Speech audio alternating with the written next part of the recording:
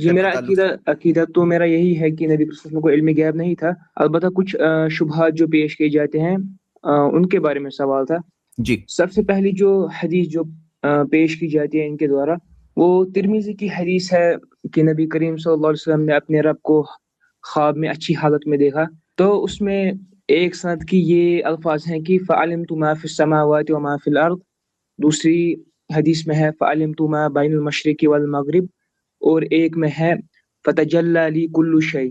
تو اس سے بریلوی استدلال کرتے ہیں کہ نبی کریم صلی اللہ علیہ وسلم کو آسمان و زمین کا سارا علم پتہ تھا۔ تو پلیز اس پہ اگر آپ تھوڑی گفتگو کریں گے۔ ٹھیک ہے، تو یہ تین جو بسم آپ اللہ۔ نے ذکر جو جامعہ ترمذی کے حوالے سے تینوں آپ نے بتایا ہے، کریکٹ نا؟ جی پہلی چیز تو روایت حدیث نمبر ہے زید بھائی روایت دیکھیں گے جب تک میں جواب دے رہا ہوں، آپ کو اصولی جواب میں دے رہا ہوں، حدیث نمبر اصولی بتا جواب میں آپ کو دے رہا ہوں جب تک زید بھائی روایت دیکھیں گے۔ اور جی حدیث نمبر بتا دیجیے آپ۔ حدیث نمبر 3233، 3234 اور 3235۔ اچھی بات ہے پھر، ہاں جی کنٹینیو کریں شیخ۔ تو ایک مسئلہ تو روایت کا ہے کہ روایت میں کیا ہے، روایت صحیح ہے کہ ضعیف ہے، وہ ایک مسئلہ ہے۔ دوسرا مسئلہ کیا ہے کہ آپ نے جو باتیں بیان کی ان سے، یا جو لوگ کہتے ہیں یعنی جن کی طرف سے آپ نے بتایا ہے کہ لوگ ایسا پیش کرتے ہیں، دیکھیے ایک ہوتا غیب اور ایک ہوتا علم غیب۔ غیب کی چیزوں کو جان جانا، کسی ذریعے سے کوئی چیز غیب میں ہے، مغیبات ہیں، ان چیزوں کا علم ہو جانا، ان چیزوں کو کا جان جانا، یہ ایک مختلف چیز ہے، اور کسی کو علم غیب ہونا یہ ایک مختلف چیز ہے۔ دونوں دو چیزیں ہیں۔ تو اس دلیل کی روشنی میں یہ کہنا کہ رسول اللہ علم غیب رکھتے تھے یا رسول اللہ عالم الغیب تھے، یہ بات درست نہیں ہے۔ اللہ کے رسول صلی اللہ علیہ وآلہ وسلم کو غیب کی بہت ساری چیزیں بتائی گئیں، اہل حدیث اس کا انکار ہی نہیں کرتے۔ قرآن سارا کا سارا غیب ہے، حشر و نشر کے سارے احوال غیب ہیں، انبیاء سابقین کے سارے احوال غیب ہیں، امتوں کے سارے احوال غیب ہیں، ہاں مرنے کے بعد کیا ہوگا یہ سب کچھ غیب ہے، وغیرہ وغیرہ۔ اس دنیا کے بارے میں بہت ساری چیزیں اللہ کے رسول نے پیشین گوئی کے طور بتائیں کہ ایسا ہوگا، یہ غیب ہے۔ یہ ساری غیب کی چیزیں رسول گرامی صلی اللہ علیہ وآلہ وسلم کو اللہ کے ذریعہ عطا ہوئیں، اور آپ صلی اللہ علیہ وآلہ وسلم نے امت کو بتایا، اور پھر وہ چیزیں ہم تک بھی پہنچی اور ہم بھی ان چیزوں کو جانتے ہیں۔ غیب کی ان باتوں کے جاننے کی وجہ سے یہ کہنا کہ رسول اللہ کو علم غیب تھا یا رسول اللہ عالم الغیب تھے، یہ بالکل درست بات نہیں۔ یہ میرا جواب ہے، اصولی جواب اس سلسلے میں، یہ درست نہیں۔ زمین و آسمان کی بہت ساری چیزیں، زمین و آسمان کی بہت ساری چیزیں اگر اللہ کے رسول کو معلوم ہو جائیں تو یہ علم غیب نہیں ہے۔ ہاں دوسری بات یہ کہنا کہ ما کانا وما یکونو، جو تھا، جو ہوا وہ، جو ہوگا وہ، جو ہے وہ، یہ تمام کا علم اللہ کے رسول کو تھا، یہ بات درست نہیں ہے۔ ما کانا جو کچھ ہوا پہلے، ما یکون جو ہوگا اور جو ہو رہا ہے، اللہ کے رسول جب تھے ان تمام چیزوں کا علم اللہ کے رسول کو تھا یا ہے، یہ بات درست نہیں ہے۔ یہ بات قرآن و سنت کی بہت ساری چیزوں کے خلاف ہے، قرآن کی بہت ساری آیتوں کے خلاف ہے، حدیثوں کے خلاف ہے، اور بہت سارے جو واقعات اللہ کے رسول کی زندگی میں پیش آئے ان واقعات کی روشنی میں بھی دیکھیں گے تو ان کے بھی خلاف ہے۔ اما عائشہ رضی اللہ تعالیٰ عنہ کا واقعہ افک ہے، وہ آپ دیکھیں گے، یا تمام چیزیں دیکھیں گے تو اس کے بھی خلاف ہے۔ اسی لیے یہ جو دلائل ہے نا، یہ جو دلائل ان کے خلاف جاتے ہیں، چاہے وہ افک کا واقعہ ہو، چاہے قرآن پاک کی کوئی آیت ہو، چاہے رسول اللہ کی کوئی حدیث ہو، انہی دلائل کی وجہ سے بعض اہل بدعت یہ کہتے ہیں کہ اللہ کے رسول کو علم غیب تھوڑا تھوڑا ملا، یعنی پہلے کچھ ملا، پھر کچھ ملا، پھر کچھ ملا، پھر کچھ ملا، اور وفات آتے آتے پورا مل گیا، یعنی جب اللہ کے رسول کی وفات ہوئی تو اس وقت پورا مل گیا تھا۔ یہ کچھ اسی لیے کہتے ہیں کیونکہ دلائل خلاف ہیں، لیکن یہ بات کہنے کے لیے کوئی دلیل نہیں ہے۔ لیکن جو لوگ یہ بات کہتے ہیں، کم سے کم میں سمجھتا ہوں کہ وہ سمجھدار لوگ ہیں، انہیں اس بات کا اندازہ ہے کہ ما کانا و ما یکونو، کہ جو تھا، جو ہوگا، جو ہے، سب کا علم اللہ کے رسول کو ہے یا تھا، یہ بات عقل اور فہم کے قرآن و سنت کے خلاف ہے. اس کا اندازہ بہت سارے اہل بدعت کو، اس لیے وہ عمر کے آخر میں کہتے ہیں، لیکن اس کی کوئی دلیل ان کے پاس ہے، ثبوت لانا پڑے گا اس کے لیے. تو الخلاصہ یہ ہوا، اصولی طور پہ بات یہ ہوئی کہ غیب کی کچھ باتوں کے جان جانے کی وجہ سے کسی کو عالم الغیب نہیں کہیں گے، نہ تو یہ کہیں گے کہ اس کے پاس علم غیب ہے. اور اگر کوئی یہ کہتا ہے کہ تمام چیزوں کا علم تھا تو یہ بات بالکل درست نہیں ہے، غلط ہے، قرآن و سنت کے خلاف ہے. جی زید بھائی اب آپ بتا. جی، اس کے اندر سب سے پہلی بات تو یہ حدیث جو آپ بتا رہے ہیں اسے شیخ البانی نے بھی صحیح کہا ہے، اور حدیث تو صحیح ہے، لیکن یہاں پہ جو شیخ شعبان نے باتیں بتائی کہ اس سے کیا مطلب ہے، تو جیسے مثال کے طور پہ سب سے پہلی بات ہمیں کیا سمجھنا ہے کہ قرآن اور حدیث دونوں کو ساتھ میں لے کر چلنا ہے. قرآن میں کیا ہے، حدیث میں کیا ہے، اور سارے دلائل کو ساتھ میں لے کر چلنا ہے. آپ جانتے ہیں قرآن کی آیتیں ہیں واضح، سورہ انعام سورہ 6 آیت نمبر 50 کہ قل کہہ دیجئے، اس کے آیت میں آگے آتا ہے ولا عالم الغیب، میں غیب کا جاننے والا نہیں ہوں. اور جو شیخ شعبان نے ایک بات کہی ہے، آپ بتاؤ یہ واقعہ کب ہوا؟ یہ واقعہ کب ہوا؟ یہ بھی میرے سوال میں سے تھا کہ یہ واقعہ کب ہوا. نہیں، یہ شیخ شعبان جو واقعہ جی ہے جی، ذکر ہے کون سا جو حدیث، واقعہ؟ جی عفق والا واقعہ؟ نہیں، عفق والا نہیں، یہ جس ایک منٹ میں حدیث لا رہا ہوں، ایک منٹ دیکھ لیتے ہیں کہ جو خواب میں دیکھا نبی صلی اللہ علیہ وسلم نے، ہاں خواب میں دیکھا، تو یہ جو بات ہے فَعَلِمْتُ مَا فِي السَّمَاوَاتِ، یہ دیکھ رہے ہیں آپ لوگ جو الفاظ ہے جس کے تعلق سے سوال ہے وہ یہی الفاظ ہے، فَعَلِمْتُ مَا فِي السَّمَاوَاتِ وَمَا فِي الْأَرْضِ. تو یہ جو واقعہ ہے اس کی جو ایسٹیمیٹڈ جو رف اندازہ جو بتایا ہے علماء کرام نے، اس کے بعد کئی سارے واقعات ہو رہے ہیں. مطلب یہاں پہ اگر اس طرح سے یہ بات ہے کہ نبی صلی اللہ علیہ وسلم کو غیب کا علم مل گیا، اگر یہ مطلب ہے تو اس کے بعد کئی سارے واقعات ہو رہے ہیں. عائشہ رضی اللہ عنہا والا عفق والا واقعہ ہو رہا ہے، منافقین کی سازشوں والی باتیں ہیں، اور کئی سارے ایسی چیزیں جو نبی صلی اللہ علیہ وسلم نے 70 صحابہ کو بھیجا جو سب کے سب کو شہید کر دیا گیا، اور کئی سارے ایسے واقعات اس کے بعد بھی ہو رہے ہیں. تو ہم تطبیق کیسے کریں گے، ملائیں گے کیسے؟ تو یہ بات کو سمجھنا ضروری ہے کہ غیب کی کنجیاں صرف اللہ ہی کے پاس ہے، اور اللہ کے جیسا کوئی نہیں ہے، لیس کمثلہ شیء.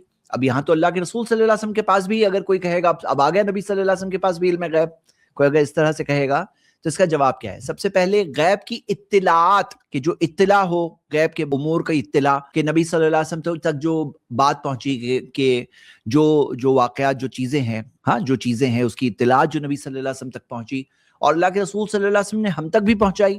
تو ہمیں بھی پتا ہے کہ قبر میں کیا ہونے والا ہے، کئی باتیں جو نبی صلی اللہ علیہ وسلم نے ہمیں بتایا ہمیں بھی پتا چل گیا.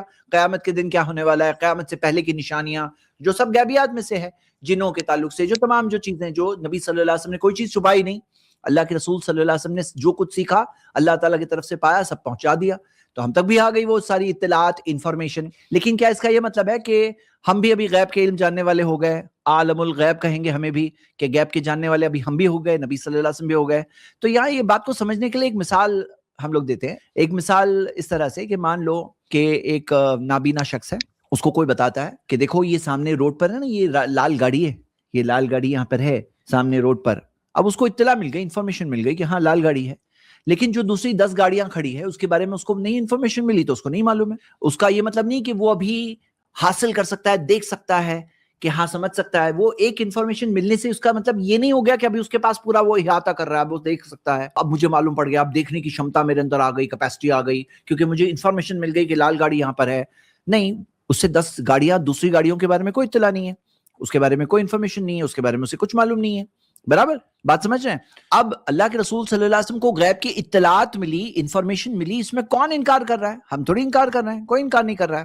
لیکن کوئی کہے کہ غیب کی تمام چیزیں جاننا، اس کو ایکسس کر پانا، چاہے ماضی ہو، پریزنٹ ہو، فیوچر ہو، ہاں جو یہ تمام چیزیں ہیں، تو یہ چیزیں صرف اللہ ہی کے پاس ہے، کہ اللہ ہی کے پاس غیب کی کنجیاں ہیں جو اللہ کے سوا کوئی اور جانتا نہیں ہے.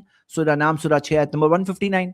تو یہاں پہ بات کیا ہے کہ یہ سمجھنا کہ یہ اللہ کے جیسا کوئی نہیں ہے، اور وہ ساری جو آیات ہے، جو حدیث ہے، جو یہ ساری چیز کی طرف پوائنٹ کر رہی ہیں، وہ سب کے اندر جو بات کہی گئی ہے وہ صحیح ہے. اور اللہ کافی ہے بندوں کے لیے. بندہ کیوں فکر کرتا ہے کہ نبی صلی اللہ علیہ وسلم کے پاس علم غیب نہیں ہوگا تو میرے لیے بہت بڑا پرابلم ہو جائے گا؟ بھئی اللہ کے رسول صلی اللہ علیہ وسلم نے ہم تک اللہ کے دین کا پیغام پہنچا دیا، اللہ کے رسول صلی اللہ علیہ وسلم نے امانت ادا کر دی، ہمارے لیے اسوہ ہے، اسوہ حسنہ ہے، ہمارے لیے بہترین نمونہ ہے ہمارے لیے. تو نبی صلی اللہ علیہ وسلم نے تو کام کر لیا، اور دعا کے لیے اللہ کافی. ہم اللہ کو پکاریں گے، اللہ ہماری بات سنے گا، پکار سنے گا، اللہ ہمارے حالات کے تعلق سے باخبر ہے. اچھا ایک فنی بات بتانا چاہتا ہوں. جب یہ لوگوں سے کہا جاتا ہے کہ اچھا غیب کا علم دیا گیا، کیونکہ وہ لوگ کیا دیکھتے ہیں کہ کہتے ہیں کہ ہاں نبی صلی اللہ علیہ وسلم کے پاس غیب کا علم نہیں تھا لیکن بعد میں دیا گیا. تو ہم پوچھتے ہیں کہ اوکے کب دیا گیا, بتاؤ کب دیا گیا. تو اس میں اختلاف ہے بہت سارا, یعنی کن میں جو لوگ مانتے ہیں کہ نبی صلی اللہ علیہ وسلم کو علم غیب دیا گیا ان میں بہت اختلاف ہے اس موضوع پر. تو سوال یہ ہے کہ کب دیا گیا, کیوں؟ کیونکہ اب وہ واقعہ عائشہ رضی اللہ عنہا پر الزام لگ رہا ہے اور نبی صلی اللہ علیہ وسلم کے پاس علم غیب ہے تو بتا دیتے نا کہ ہاں میری بیوی پاک دامن ہے, اس پہ کوئی غلط بات نہیں کرے گا, میرے پاس علم غیب ہے, میں جانتا ہوں. ایسے کبھی ایک بار تو بتا دیتے, نہیں کیا تو بولتے نہیں اس ٹائم پہ نہیں تھا, بعد میں دیا گیا. پھر یہ واقعہ بولے بعد میں دیا گیا.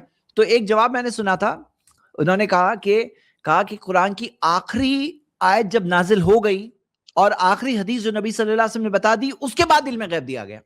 تو وہ کہتے ہیں کہ اوکے آخری نازل کردہ آیت کے بعد والی کوئی آیت بتاؤ یا آخری حدیث کے بعد والی کوئی حدیث بتاؤ جس میں نبی صلی اللہ علیہ وسلم کہہ رہے ہیں کہ علم غیب نہیں ہے, جس سے پتہ چل رہا ہے نبی صلی اللہ علیہ وسلم کے پاس علم غیب نہیں ہے.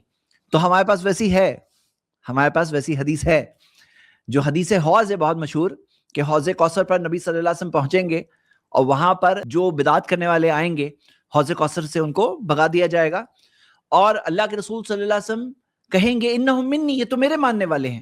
تو نبی صلی اللہ علیہ وسلم سے جب فرشتے کہیں گے انک لا تدری ما احدثوا بعدک, کہ آپ کو پتا نہیں ہے کہ آپ کے بعد ان لوگوں نے کیا کیا نئی چیزیں نکالی دین میں, تو نبی صلی اللہ علیہ وسلم جب یہ سنیں گے تو سخت ناراض ہو جائیں گے, وہ کہیں گے سوقن سوقن لمن غیر بعدی, کہ دور ہو جاؤ اے وہ لوگوں جنہوں نے میرے بعد دین میں نئی چیزیں نکالی. صحیح بخاری کی حدیث ہے.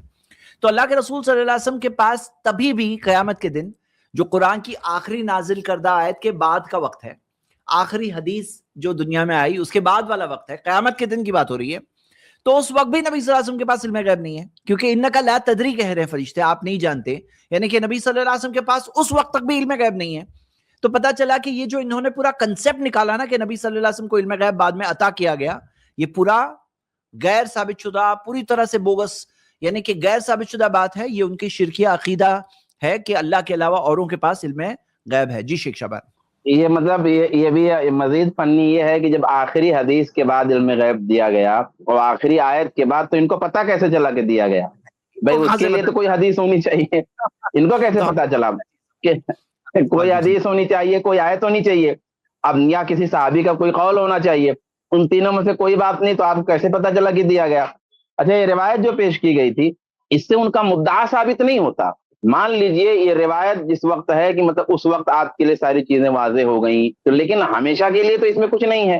یعنی جو ما کان اور ما یکون جو ان کا اصل عقیدہ ہے, یعنی نمائندہ عقیدہ اہل بدعت کا جو نمائندہ عقیدہ ہے جس کو ہم ان کی طرف منسوب کر کے بیان کر سکتے ہیں, وہ عقیدہ علم غیب ما کان ما یکون ہے, تو وہ تو اس سے ثابت نہیں ہوتا.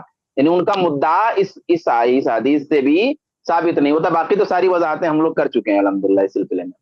اچھا یہ شیخ, جو اس میں ایک جواب میں نے سنا تھا, البتہ وہ کسی عالم سے نہیں تھا, میں کنفرم کرنا چاہتا ہوں کہ یہ جواب صحیح ہے کہ نہیں. وہ کہتے ہیں کہ اگر ما فی السماوات و ما فی الارض میں سب کچھ مان لیا جائے, زمین و آسمان کا علم, تو نبی صلی اللہ علیہ وسلم تو امی تھے, ان کو دنیاوی پڑھنا لکھنا تو نہیں آتا تھا. تو پھر انہوں نے استدلال کیا ہے کہ جو اصل روایت ہے جس کو امام بخاری نے صحیح کہا ہے, اس میں یہ الفاظ ہے فتجلی لی کل شیء, کی جس کے بارے میں سوال کیا گیا تھا وہ مجھے اس کا علم ہوا. تو ما فی السماوات و ما فی الارض, انہوں نے پھر اسی کا استدلال کیا کہ اصل الفاظ اسی حدیث کے ہیں.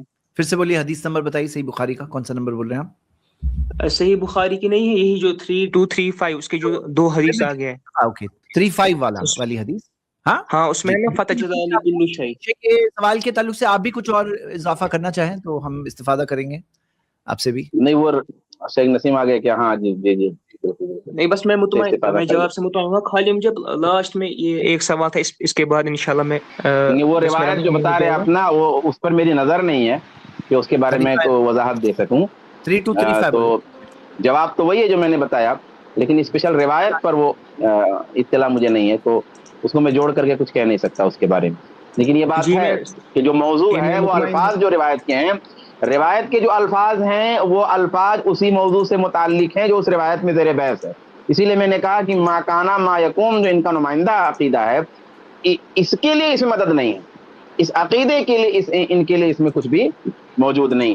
لیکن دیکھیں گے اگر آئندہ آئے تو آپ روایت کے حوالے سے بھی کچھ گفتگو کر سکیں گے, اگر شیخ موجود ہے, اگر وہ کچھ کرنا چاہیں تو انشاءاللہ وہ کر سکتے ہیں. بس ایک اور اضافہ میں ایک اور کر دیتا ہوں, ایک اضافہ کہ آپ کو کل کے تعلق سے بھی بات سمجھنا چاہیے. وَأُوتِيَتْ مِن كُلِّ شَيْءٍ، ہاں، جو سبا کی رانی کے تخت کے بارے میں کہا گیا، جو اس کے بارے میں کہا گیا کہ اسے ساری چیزیں دی گئی ہے، ساری، من کلی شیء. تو یہاں پہ کل کے بارے میں سمجھنا ہے کہ عربی اسلوب کے اندر کئی بار جب کل جو استعمال ہوتا ہے اس کا مطلب یہ نہیں ہوتا ہے کہ سب کچھ کل کے کل.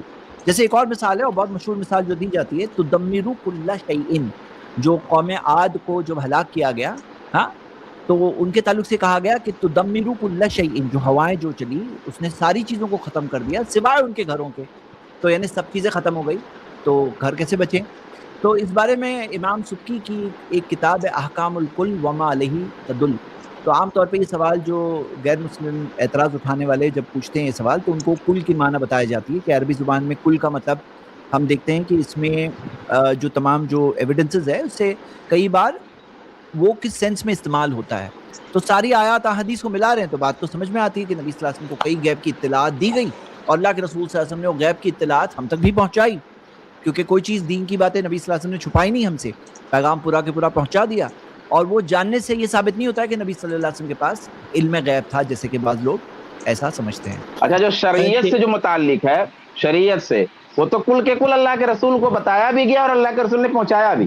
شریعت کے تعلق سے جو غیبی چیزیں تھیں، جو بندوں کو ضرورت تھی، جو بندوں کو نہیں معلوم تھی، احکامات کے تعلق سے جو چیزیں غیب میں تھیں، امت کو جو نہیں معلوم تھی، وہ سب اللہ کے رسول کو چیز بتائی گئی وصولی، اور اللہ کے رسول صلی اللہ علیہ وسلم نے وہ ہمیں بتایا بھی. اس میں اختلاف ہی نہیں ہے، اس میں کوئی مسئلہ ہی نہیں. اور زید بھائی نے جو کل کے بارے میں وضاحت کی وہ بھی پیش نظر رکھیں تو اسے بھی بات سمجھ میں آ گئی، کیونکہ میں نے بتایا کہ متعین کر کر کے الگ الگ ایک ایک آیتوں میں جو غیب کے بارے میں بات بتائی گئی ہے اور اللہ کے رسول کی جو واقعات ہیں کہ اگر جو ہے مجھے غیب کا علم ہوتا تو میں بہت سارا خیر حاصل کر لیتا اور ایسا ہو جاتا ویسا ہو جاتا، اگر مجھے پیشگی یہ بات معلوم ہوتی تو میں ایسا نہیں کرتا. یعنی بہت ساری روایتوں میں یہ بات، اور یہ بات تو مجھے اگر پہلے سے بات معلوم ہوتی میں ایسا نہیں کرتا، یہ تو آخری زندگی کے لمحات سے متعلق روایت میں الفاظ موجود ہیں. تو یہ ساری باتیں بتاتی ہیں کہ ان سے، اس روایت سے ان کا مدعا ثابت نہیں ہوتا. چلیے السلام جزاک علیکم اللہ. السلام علیکم. جی شیخ آپ کچھ اضافہ کریں گے؟ مسئلہ کیا چل رہا تھا ایک لائن میں مجھے بتائیں. ایک لائن میں مسئلہ یہ ہے کہ دیکھیے حدیث اسکرین پر ہے، اور یہ جو حدیث ہے کہ نبی صلی اللہ علیہ وسلم کو غیب کا علم دیا گیا، اور خاص طور سے جو خواب کے اندر نبی صلی اللہ علیہ وسلم نے اللہ تعالیٰ کا دیدار کیا تھا، اس تعلق سے اس حدیثوں میں یہ 3 حدیثوں کا ذکر کیا انہوں نے، اور اس کے اندر یہ الفاظ ہیں، میں مارک کر دیتا ہوں 1 منٹ. جی ہاں ٹھیک ہے، اس کو بتانے کی ضرورت نہیں، بہت ساری حدیثیں اس معنی کی بہت ساری حدیثیں ہیں. سوال یہاں پر یہ ہے کہ کیا کوئی اس بات کا انکار کر رہا ہے کہ اللہ تعالیٰ نے اپنے نبی صلی اللہ علیہ وسلم کو بہت ساری غیب کی باتیں بتائیں؟ کیا اس بات کا کوئی انکار کرتا ہے؟ اس کا تو کوئی انکار نہیں کر رہا ہے. بہت ساری، بھائی آپ صلی اللہ علیہ وسلم نے جنت کے بارے میں، جہنم کے بارے میں، قیامت کے بارے میں، آخرت کے بارے میں، قبر کے بارے میں، برزخ کے بارے میں کتنی ساری باتیں بتائیں. تو کیا یہ ساری باتیں اللہ تعالیٰ کے بتائے بغیر اللہ کے نبی صلی اللہ علیہ وسلم کو معلوم ہو گئی؟ کیا آپ ایکسس کر پاتے تھے ان چیزوں کو؟ نہیں. تو اس بات کا مطلب اسی کو کہا جاتا ہے کہ الاستدلال بمحل النزاع.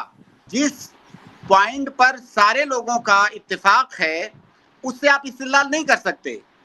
تو اللہ کے نبی صلی اللہ علیہ وسلم کو اللہ تعالیٰ نے بہت ساری باتیں بتائیں، لیکن جو باتیں بتا دی گئیں، اب ان باتوں کے بارے میں یہ نہیں کہا جائے گا کہ نبی صلی اللہ علیہ وسلم کو غیب کی بات معلوم تھی.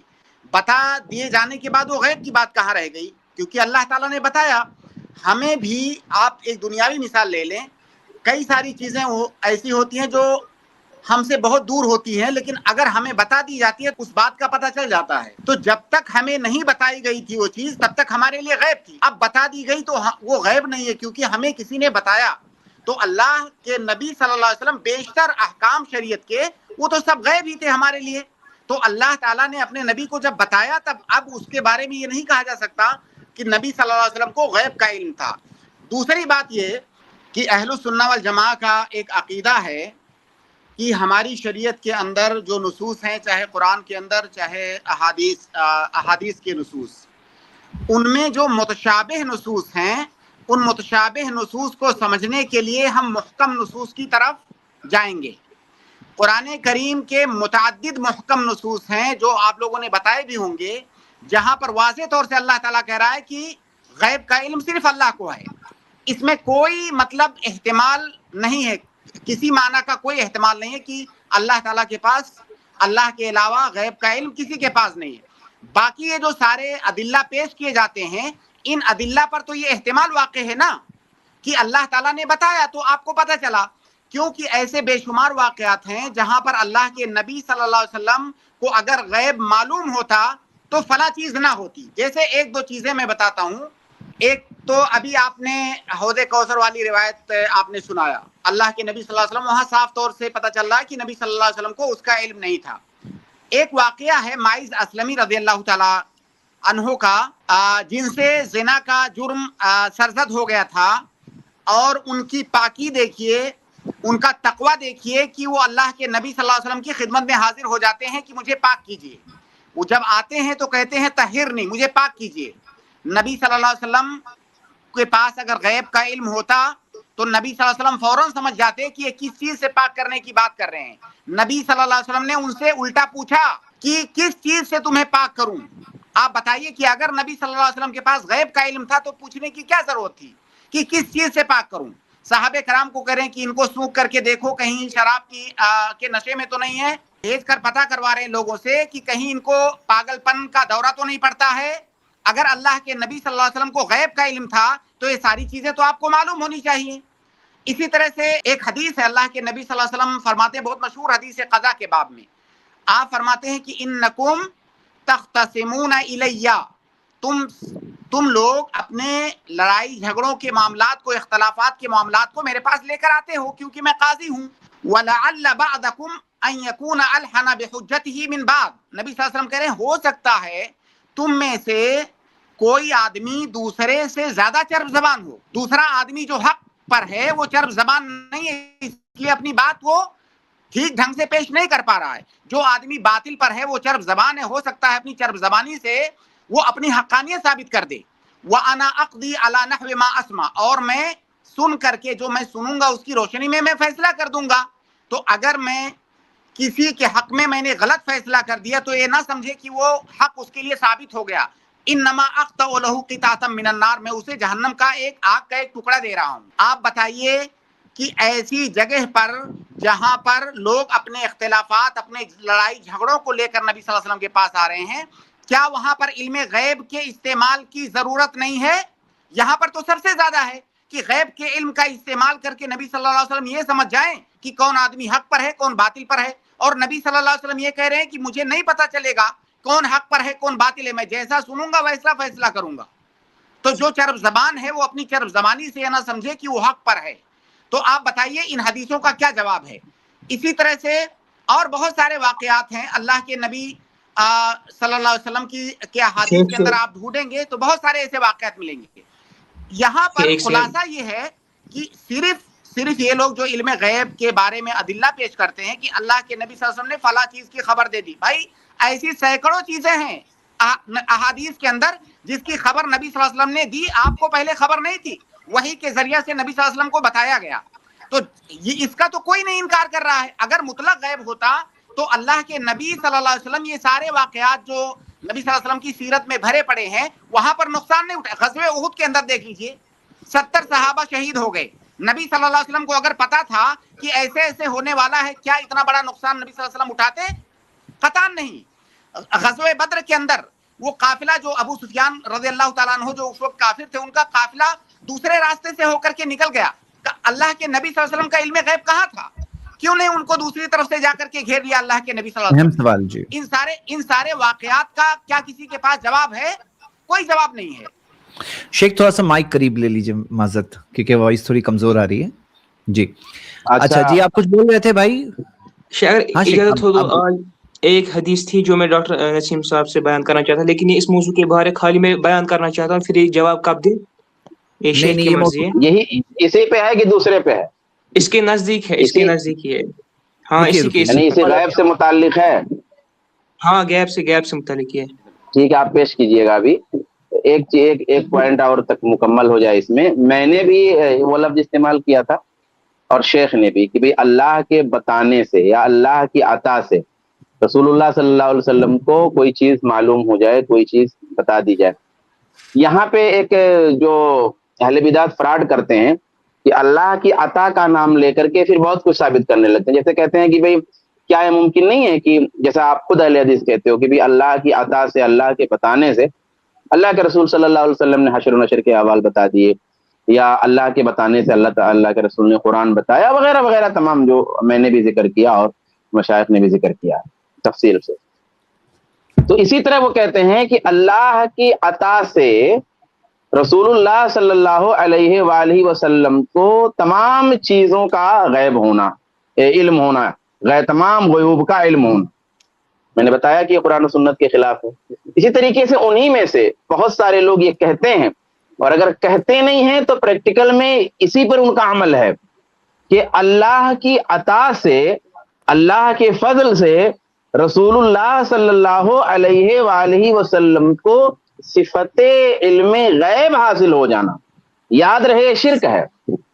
یعنی اگر کوئی یہ کہتا ہے کہ اللہ کی عطا سے اللہ کے رسول صلی اللہ علیہ وسلم کو ما کانا و ما یکون کا علم ہو گیا، یا تمام مغیبات کا علم ہو گیا، یہ ناجائز ہے، حرام ہے، ممنوع ہے، قرآن سنت کے خلاف ہے. لیکن اگر کوئی یہ کہتا ہے کہ اللہ کی عطا سے، اس کے فضل سے اللہ کے رسول صلی اللہ علیہ وآلہ وسلم کو صفت علم غیب حاصل ہو گیا، بھلے وہ لفظوں میں صراحت نہ کرے، لیکن قرائن اور اس کے اعمال اور اس کے اذکار اور اس کے ندائیں، اس کی صدائیں اسی پہ دلالت کر رہی ہیں، تو یہ کفر ہے، یہ شرک ہے. کیونکہ آپ کہہ یہ رہے ہو کہ اللہ کی ایک صفت جو صفت علم ہے. جیسے سمجھنے کے لیے آپ یہ سمجھیں، نابینا اور بینا کی مثال زید بھائی نے دیا تھا. جیسے آپ کے پاس آنکھ ہے، تو آنکھ کی صفت، دیکھنے کی صفت آپ کے اندر ہے. اب آپ چاہیں آنکھ بند کر لیے، آپ نے چاہا دیکھا، آپ نے چاہا دائیں دیکھ لیا، آپ نے چاہا بائیں دیکھ لیا، کسی نے کہا مجھ کو بتا دیجیے آپ وہاں موجود ہیں، میں ادھر مڑ کر کے دیکھ لیا اور دیکھ کے بتا دیا چیز نہیں ہے، ادھر دیکھ کے بتا دیا کہ چیز ہے. آنکھ کی دیکھنے کی ایک صفت مجھے ملی ہوئی ہے. ایک نابینا آدمی ہے، اس کا مسئلہ کیا ہے کہ اس کے پاس یہ آنکھوں والی، بینائی والی صفت نہیں ہے، لیکن اس کو اگر آپ نے بتا دیا کہ بھئی ٹھیک ہے وہ فلاں چیز فلاں جگہ رکھی ہوئی ہے، تو وہ اس کو تو معلوم ہو گیا. لیکن چونکہ صفت بینائی اس کے پاس نہیں ہے، اس لیے وہ تمام چیزیں نہیں دیکھ سکتا. تو اگر کوئی یہ کہتا ہے کہ رسول اللہ کو علم کی صفت عطا ہو گئی ہے، صفت علم غیب، کہ اب اللہ کے رسول جب چاہیں، جو چاہیں، جس طرح چاہیں، جس انداز سے چاہیں معلوم کر لیں، اور یہ صفت اللہ تبارک و تعالیٰ نے رسول کو عطا فرما دی ہے، یہ کفر صریح، کفر اکبر ہے، شرک صریح اور شرک اکبر ہے. اسے متنبہ رہنا چاہیے. حالانکہ ان کے علماء بھی جو ہوشیار ہیں وہ ذرا سا باریک لائن میں متنبہ کرتے ہیں، موٹی لائن میں نہیں متنبہ کرتے ہیں، کیونکہ موٹی لائن میں متنبہ کر دیں گے تو کاروبار ختم ہو جائے گا. ذرا حاشیہ والی لائن میں متنبہ کرتے ہیں تاکہ کوئی اہل حدیث سوال کرے تو اس کا جواب دینے کے لیے کچھ رہے، لیکن ان کے جو اعمال ہیں وہ اس کے خلاف ہوتے ہیں. تو اس کی وضاحت ضروری تھی. اب اپنی روایت آپ جو پیش کرنا چاہتے تھے پیش کر سکتے. جی، یہ حدیث ہے ترمذی کی ہی ہے، عمر بن العاص رضی اللہ عنہ کی. وہ بیان کرتے ہیں کہ ہلو، نمبر بتا دیجئے. میں 2141 2141 اوکے بتائیے. ہاں، تو نبی کریم صلی اللہ علیہ وسلم فرماتے ہیں کہ ھذا کتاب من رب العالمین فیہ اسماء اہل الجنہ و اسماء آبائہم و قبائلہم ثم اجمل علی آخرہم، کی ایک کتاب ہے اللہ تعالیٰ کی طرف سے جس میں اہل جنہ اور ان کے آبا و اجداد، قبائل کے نام ہیں، اور نہ اس میں سے کچھ کمی ہوگی نہ زیادتی ہوگی. اسی طریقے سے ایک اور کتاب کے بارے میں فرمایا ھذا من رب العالمین، اس میں اہل نار کے نام ہیں، نہ اس میں کمی ہوگی نہ زیادتی ہوگی. تو اس سے بھی بریلوی استدلال کرتے ہیں کہ اللہ تعالیٰ نے یہ فرمایا ہے کہ لا ادری ما یفعل بی ولا بکم. ایک تو یہ حدیث ہے، یہ قرآن میں ہے سورہ احقاف میں. اور جب نبی صلی اللہ علیہ وسلم سے پوچھا گیا مشرکین کے بچوں کے بارے میں، تو انہوں نے فرمایا کہ اللہ تعالیٰ خوب جانتا کہ یہ کیا کرتے. تو جب ہم ان سے یہ چیزیں کہتے ہیں تو واپس میں یہ حدیث کہتے ہیں کہ دیکھو یہاں تو ان کو کتاب ہی دی گئی تھی جس میں تمام جنتی، تمام جہنمی کے نام دیے تھے، لیکن وہاں پہ قرآن میں الگ چیز بیان کیا. پھر وہ اسی انڈرسٹینڈنگ کو ان آیتوں پہ فٹ کرتے ہیں، جیسے لا اعلم الغیب، پھر وہ ان آیتوں کو اس پہ فٹ کرتے ہیں. نہیں، یہ مسئلہ اصل میں جو آپ نے بیان کیا، نبی شیخ بھی بیان کریں گے، میں چھوٹی سی مختصر وضاحت دے دوں کہ اصل میں تقدیر کے مسئلے، تقدیر سے استدلال کرنا ہو گیا ہے. یہ علم غیب کے مسئلے کو کہاں لا کے انہوں نے میش کر دیا؟ تقدیر سے استدلال کرنے میں. بھائی جو چیزیں تقدیر میں لکھی ہوئی ہیں، تقدیر میں جو چیزیں لکھی گئی ہیں اور جن کی خبر اللہ کے رسول صلی اللہ علیہ وسلم نے دی ہے، ان سے استدلال کرنا من کل الوجوہ درست ہی نہیں ہے. اس لیے جو یہ بات کہہ رہے ہیں نا کہ بھئی دیکھیے اللہ کے رسول کو بتایا گیا، وہ روایت کیسی ہے میں ابھی اس پہ جا ہی نہیں رہا ہوں، مگر اللہ کے رسول کو جو بتایا گیا کہ ان کے ساتھ ایسا ہوگا، ان میں کمی ہوگا، ان میں بیسی ہوگی، کہ اللہ کے رسول یہ بھی کہہ رہے ہیں کہ میرے ساتھ کیا ہوگا میں نہیں جانتا. اس سے کیا پتہ چلتا ہے؟ اس سے ہی پتہ چلتا ہے نا کہ تقدیر سے استدلال نہیں کر سکتے آپ، تقدیر کی چیزوں سے.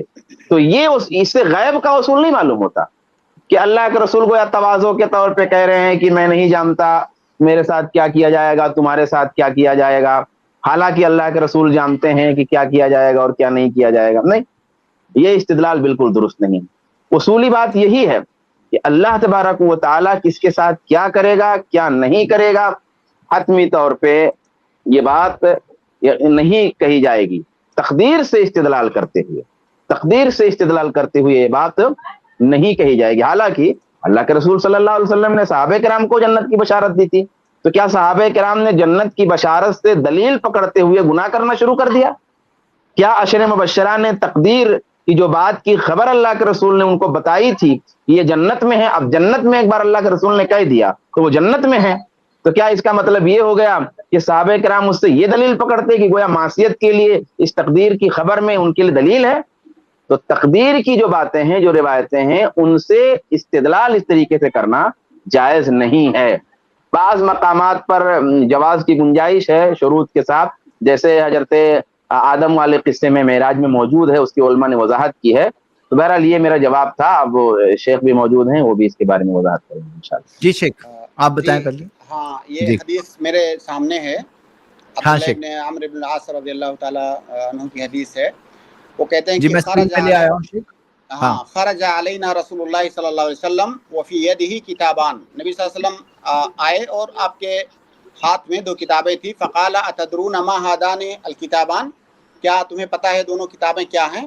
فقلنا لا یا رسول اللہ الا ان تخبرنا، ہمیں نہیں معلوم ہے، ہاں آپ بتائیں گے تو ہمیں پتہ چلے گا. تو آپ نے کہا فقال للذی فی یدہ الیمنا، جو کتاب دائیں ہاتھ میں تھی اس کتاب کے بارے میں آپ نے کہا ھذا کتاب من رب العالمین، یہ کتاب اللہ تعالیٰ کی جانب سے ہے. اس پر غور کیجئے، ھذا کتاب من رب العالمین فیہ اسماء اہل الجنہ و اسماء آبائہم و قبائلہم ثم اجمل علی آخرہم فلا یزاد فیہم ولا ینقص منہم ابدا. ترجمے پہ میں نہیں جا رہا ہوں. ثم قال للذی فی شمالہ ھذا کتاب من رب العالمین فیہ اسماء اہل النار و اسماء آبائہم و قبائلہم الی آخرہ.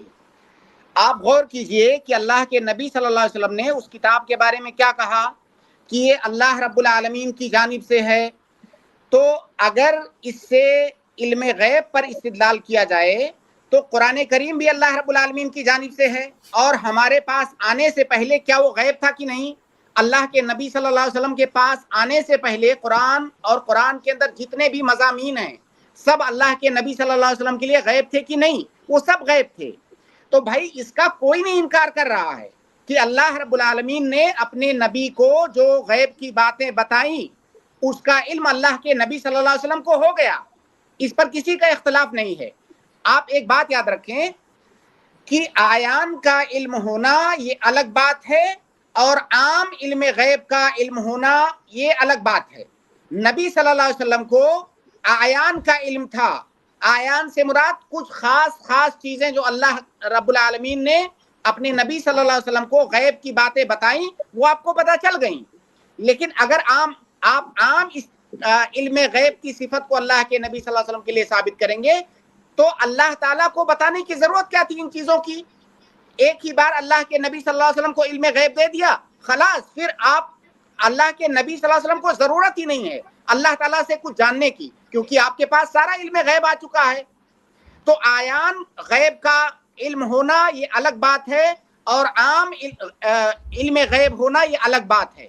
ہم جس چیز کا انکار کر رہے ہیں وہ یہ کہ اللہ کے نبی صلی اللہ علیہ وسلم کو تمام غیب باتوں کا علم نہیں تھا، عام علم غیب نہیں تھا. آیان جو تھے اس کا علم اللہ کے نبی صلی اللہ علیہ وسلم کے پاس تھا، اور اس کی سینکڑوں نہیں، میرے خیال سے اس کی ہزاروں مثالیں अहादीस के अंदर और अल्लाह के नबी सल्लल्लाहु अलैहि वसल्लम की सीरत के अंदर मिलेंगे कि अल्लाह के नबी सल्लल्लाहु अलैहि वसल्लम को गैब की फला फला चीजें मालूम थी। तो ये किताब जो अल्लाह के नबी सल्लल्लाहु अलैहि वसल्लम को थी दी गई, ये पहले गैब थी। जब अल्लाह के नबी सल्लल्लाहु अलैहि वसल्लम को दे दी गई तो अल्लाह के नबी सल्लल्लाहु अलैहि वसल्लम को इल्म हो गया और इसका इनकार कोई नहीं कर रहा है। अच्छा शेख, जो ये किताब है मिन रब्बिल आलमीन, ये कैफियत कैसी है रब्बिल आलमीन की तरफ से किताब, फिर इन किताबों का क्या हुआ? अब ये हमारे लिए गैब है, ये हमारे लिए गैब है कि इस किताब का क्या हुआ, क्योंकि इसका जिक्र नहीं आया है। ये हमारे लिए गैब हुआ कि नहीं? अल्लाह के नबी सल्लल्लाहु अलैहि वसल्लम ने ये तो बताया, लेकिन वो किताब कहाँ गई? क्या इसका जिक्र आपको कहीं पर अहादीस में या सीरत की किताबों में मिलता है कि अल्लाह के नबी सल्लल्लाहु अलैहि वसल्लम ने फलां को वो किताब दे दी? नहीं मिलता है। इसलिए हमारे लिए इल्म, हमारे लिए गैब है, हम उस पर बहस नहीं करेंगे। और इसमें एक और बात हम देखेंगे कि किसी को कोई किताब बताई गई, अल्लाह के रसूल सल्लल्लाहु अलैहि वसल्लम को कोई एक किताब, ये 2 किताबें बताई गई, इसका मतलब ये नहीं हो गया कि नबी सल्लल्लाहु अलैहि वसल्लम के पास वो किताबों का पूरा इल्म जो उस किताब के अंदर था नबी सल्लल्लाहु अलैहि वसल्लम के पास आ गया। कोई चीज़ बताया जाने से ये बात साबित नहीं होती कि उस चीज़ का पूरा इल्म नबी सल्लल्लाहु अलैहि वसल्लम के पास आ गया है, मुताला कर लिया नबी सल्लल्लाहु अलैहि वसल्लम ने, ऐसी कोई चीज़ उससे साबित नहीं होती। और जो बात है यहाँ पर, बात क्या हो रही है? इल्म गैब का टॉपिक चल रहा है, और यहाँ पर जो बात बताई जा रही है कि ऐसी 2 किताबें नबी सल्लल्लाहु अलैहि वसल्लम को बताई गई, नबी सल्लल्लाहु अलैहि वसल्लम ने उसे बताया, जो एक खुद एक मौजज़े वाली चीज़ है। ये एक मौजज़ा नहीं है तो और क्या है? और इससे ये बात साबित नहीं होती इल्म गैब था, क्योंकि इल्म गैब के ताल्लुक से जो वाज़े आयात हदीस है मौजूद। अगर इल्म गैब था तो किताब की जरूरत ही नहीं है। अगर इल्म गैब था तो किताब की क्या बिल्कुल सही। इल्म गैब से ये तो बिल्कुल ऑपोजिट बात होती है कि अगर कोई कहे अब ये किताब थी, तो इससे इल्म गैब के ऑपोजिट बात होती है। हाँ जी भाई, आप मुझे ज़ैद भाई, आप मुझे कोई किताब, नई किताब ला करके दें जो उससे पहले मैंने नहीं पढ़ा है। तो अगर उससे पहले मैंने नहीं पढ़ा है तो मेरे लिए उस वक्त तक वो गैब थी वो किताब। जब मैंने उस किताब को मैं पा गया, मैंने पढ़ लिया, अब वो मेरे लिए गैब नहीं है, किसी ने मुझे दिया इसलिए मुझे वो किताब मिली या उसका इल्म मुझे मिला। जी सही बात है। और अगर जो मिसाल हम लोगों ने स्टार्टिंग में ही जो दी थी ना, यानी जो एक मलका, एक एबिलिटी कि हर चीज़ का इल्म कहीं पे भी एक्सेस करना, ये नबी सल्लल्लाहु अलैहि वसल्लम के पास था, इससे कहीं साबित नहीं होता। ठीक है, इत्तलात की बात मैक्सिमम से ज़्यादा हो गई, बात तो इत्तलात की बात होगी। ठीक है, अच्छी बात है, उम्मीद करता हूं। अच्छा, एक चीज मैं समझना चाहता हूँ, ये जो साइल है, एक बात समझना चाहता हूँ कि इन्होंने ये रिवायत पेश की जिसके बारे में अभी वजाहत की गई, फिर इन्होंने कहा कि ला अदरी मा युफ़अलु बी वला बिकुम, ये भी इन्होंने कहा। यानी एक तरफ तो इसमें ये था कि इसमें फला फला लोगों फला फला नाम है, और फिर कहा कि मैं नहीं जानता मेरे साथ क्या क्या, तुम्हारे साथ क्या किया जाएगा। तो ये किस तनाजुर में आपने पेश किया था? क्योंकि मैंने उससे ये समझा कि गोया ये कहना चाहते हैं कि भाई एक तरफ तो अल्लाह के रसूल बता रहे हैं कि लोगों के नाम हैं, और एक तरफ कह रहे हैं कि मैं नहीं जानता मेरे साथ, जैसा कि बरेलवी लोग तावील करते हैं। असल में मैं इस तनाजुर में गया इस सवाल को लेकर के, और इससे एक इश्काल भी और मजीद वाज़ेह हो जाएगा कि बरेलवी हजरात जो अभी शेख ने कहा नहीं कि इन सवालों का क्या जवाब, तो इन सवालों को क्या जवाब देते हैं? वो तवाज़ो पे लेके जाते हैं, कहते हैं भाई वो अल्लाह के रसूल को मालूम था, हालांकि जवाब गलत है, लेकिन अल्लाह के रसूल सल्लल्लाहु अलैहि वसल्लम हिकमत के तौर पे या मसलहत के तौर पे या जैसी जहाँ जरूरत थी उस लिहाज से या तवाज़ो के तौर पे अल्लाह के रसूल सल्लल्लाहु अलैहि वसल्लम जाहिर नहीं फरमाते थे। जैसे गोया ये रिवायत में एक नामों का तस्करा हो रहा है, और दूसरी तरफ अल्लाह के रसूल कह रहे हैं कि मैं नहीं जानता मेरे साथ क्या किया जाएगा, तुम्हारे साथ क्या किया जाएगा। हालांकि अल्लाह के रसूल ही बता रहे हैं कि भाई मशर में ऐसा होगा, और मैं इस मकाम पे हूँगा, और मैं फला मकाम पे हूँगा, और फला कोई मर्तबा होगा, फला कोई मर्तबा होगा। तो मैं इस तनाजुर में ले जाकर के फिर मैंने इनके सवाल का जवाब दिया था। तो इन्होंने ये किस लिए पेश किया था इस दूसरे टुकड़े को, ला अदरी मा युफ़अलु बी वला बिकुम को? जी भाई, ताकि कुछ गमूज हो तो वाज़ेह हो जाए। कि मैंने, जैसे हम बरेलवी जब कहते हैं कि अल्लाह ताला फरमाया ला तदउ मिन दूनिल्लाह, वो वहाँ से तावील करते हैं कि अल्लाह ने नहीं फरमाया कि जिब्रील तुम्हारा मौला है, ऐसे ऐसे तावील करते हैं ना, उसी तरीके से वो इसकी तावील करते हैं। मैंने इसलिए ये पेश किया था। क्या क्या तावील करते, क्या? वही मैं जानना चाहता हूँ। जैसे कुरान में यही सरीह है कि हम गैरुल्लाह को नहीं पुकार सकते जब हम उनसे बयान नहीं, वो छोड़ दे। अभी जो आपने रिवायत पेश की ना कि ना इसमें से कुछ कम होगा ना इसमें कुछ ज्यादा होगा, ये जो है अल्लाह की तरफ से है, हादा किताबुम मिन रब्बिकुम, ये अल्लाह की तरफ से किताब, इसमें नाम है। तो ये आपने पेश किया रिवायत, और फिर आपने ये टुकड़ा पेश किया। तो इसमें वो यानी आप क्या बताना चाह रहे थे? मैं सिर्फ कहता हूँ कि बरेलवी किस तरीके से पेश करते हैं। अगर आप उनको वाज़ेह दलील कहते हैं तो वहां से फिर ऐसे ट्विस्ट करके कहते नहीं देखो यहाँ ऐसे फरमाया, फिर यहाँ पर ऐसे क्यों फरमाया, फिर वो ऐसे तावील करके अपना मकसद इसमें निकालना चाहिए। मैं वही बयान ठीक है। गोया जवाब मैं जो दिया اس کا کچھ تعلق ہے آپ کے سوال سے، یعنی وہ گویا تقدیر سے استدلال کرنا ہوا. تو چلیے دونوں اینگل سے آپ کا جواب آگے. جزاک اللہ. شیخ صاحبان، آپ نے کہا کہ وہ لوگ کہتے ہیں نا کہ اللہ کے نبی صلی اللہ علیہ وسلم نے تواضعاً بہت ساری جگہوں پر آپ کو غیب کا علم تھا لیکن آپ نے تواضع اختیار کی. یہ واللہ اللہ کے نبی صلی اللہ علیہ وسلم پر یہ سراسر بہتان اور تہمت ہے. یہ آپ بتائیے، غزوہ احد کے اندر 70 صحابہ کرام شہید کر دیے گئے. اللہ کے نبی صلی اللہ علیہ وسلم کو غیب کا علم تھا اور آپ کہیں گے یہ تواضع ہے؟ اما عائشہ رضی اللہ تعالیٰ عنہا پر اتنا خطرناک قسم کا الزام لگا، اللہ کے نبی صلی اللہ علیہ وسلم 1 مہینے تک خاموش رہے. آپ بتائیے کہ کیا یہ انصاف ہے کہ اگر آپ کو علم رہے گا 1 مہینے تک جس عذاب اور جس اذیت سے گزری، کیا یہ تواضع ہے؟ یہ تو اللہ کے نبی تہمت صلی ہے، وہ اللہ تو علیہ وسلم پر رسول اللہ تہمت پہ ہے. یہ آپ پر تہمت ہے، آپ کی غیرت پر تہمت ہے. یہ آپ کی غیرت اور پر اپنے سوال آپ کو ہے. اللہ کے رسول سے زیادہ غیرت مند سمجھ رہے گویا. ہاں، جی صحیح ایک ہے. اور حدیث دیکھیے، ابھی ایک حدیث مجھے یاد آئی. ایک دعا ہے اللہ کے نبی صلی اللہ علیہ وسلم کی دعا ہے، آپ کثرت سے دعا کرتے تھے کہ اللہم انی اسألک بکل اسم ہوا لک سمیت به نفسک او انزلتہ فی کتابک او علمتہ احدا من خلقک او استأثرت به فی علم الغیب عندک. اس کا کیا معنی ہے اس دعا کا؟ کہ اللہ تعالیٰ میں تیرے اسماء حسنہ کے وسیلے سے، اس کے واسطے سے تجھ سے سوال کرتا ہوں وہ تمام اسماء حسنہ جو تو نے اپنے لیے منتخب کی، اپنے لیے اختیار کیے ہیں. او انزلتہ فی کتابک، یا اپنی کتاب میں اسے نازل کیا ہے. او علمتہ احدا من خلقک، یا اپنی مخلوقات میں سے کسی کو سکھایا ہے.